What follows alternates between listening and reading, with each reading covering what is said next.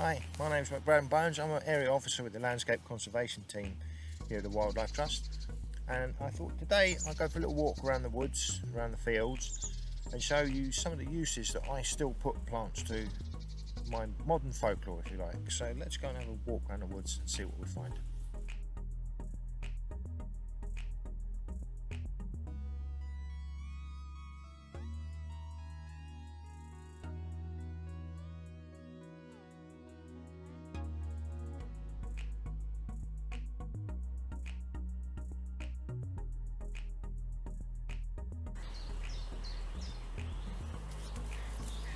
This is a really useful tree. This is elderberry, or elder tree. Probably most famous for elderflower water, or elderflower presse as a drink, and its beautiful bright berries in the autumn. But for me, it's the leaves I want, because when the elderberry is in leaf, the mosquitoes are about as well, and the gnats. And what I find is if you crush up this leaf till the juice starts to come out like that, spread it on all over, as they used to say. Makes you a little bit green, but it actually genuinely works as a natural, biodegradable, safe insect repellent. I wouldn't go out in the town like this, but for the woods it's fine. Always useful.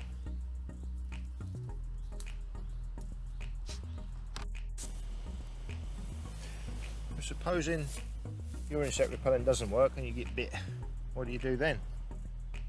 Believe it or not, stinging nettles. It's a trick to getting a stinging nettle. Grasp the nettle. Get it really hard. Press hard.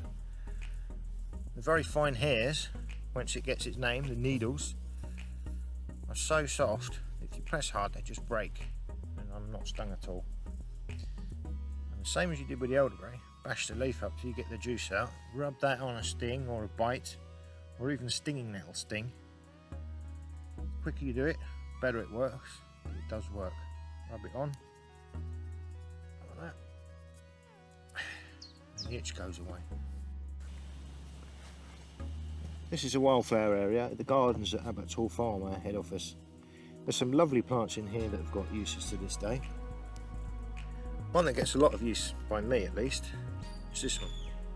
This is yarrow, also called by its scientific name Achillea millefolium.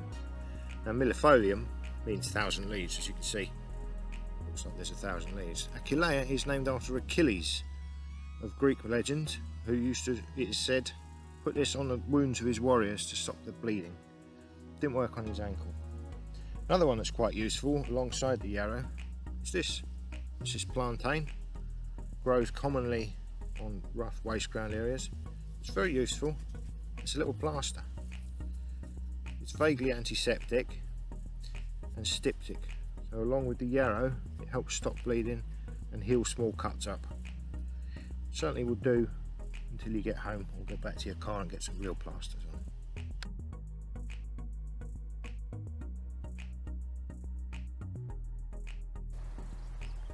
This is horse chestnut. This makes a really good substitute soap. Just crush up the leaves with a bit of water and wash your hands, and it works just as well as real soap. Plus it's biodegradable.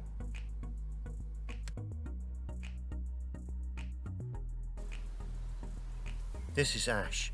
Its wood is really tough and springy, and it's really good for using as tool handles. So quite often when we're doing our conservation coppicing, we'll put a few billets of this aside to season, in case we need to replace tool handles later on.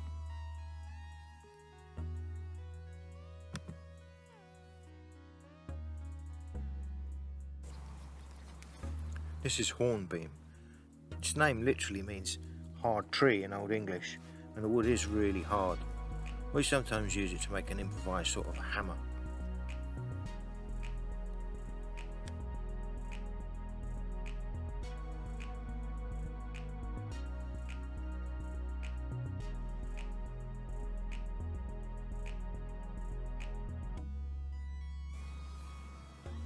Sweet chestnut. I guess anyone who's bought sweet chestnuts at Christmas knows what this is good for. This is lime, nothing to do with the fruit. The name's got the same root as linen, and the underbark or bast used to be used to make really strong rope and cord, and I still use it when I need a bit of string in a hurry. And of course there's lime blossoms, lime blossom tea. Not my cup of tea, but if you're thirsty, it's supposed to be quite refreshing and very good for you.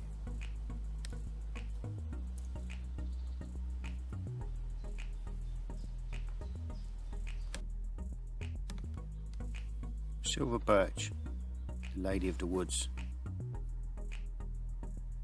Quite an unmistakable tree. In the spring, when the sap's rising, you can tap it, drink the watery sap, or ferment it into wine if you're that way inclined. But the real use for me is this thin, papery bark. The outer bark just peels off in thin strips and lights really easily with a spark, even when it's wet. Careful not to damage the tree when you do this, and it'll give you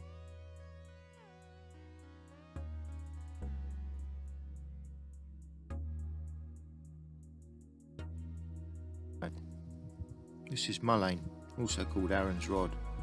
The strong stem can be used to make fire by rubbing sticks together when it's really dry. Another time I'll show you that. Hazel. Need I say anything more? Hazelnuts, of course. My favourite. This one is burdock. This is really good. It's a beard decoration. So I hope you've enjoyed walking around the woods with me today, and I hope you've learned something. If you'd like to know any more, tune in to more Wildlife TV. Bye now.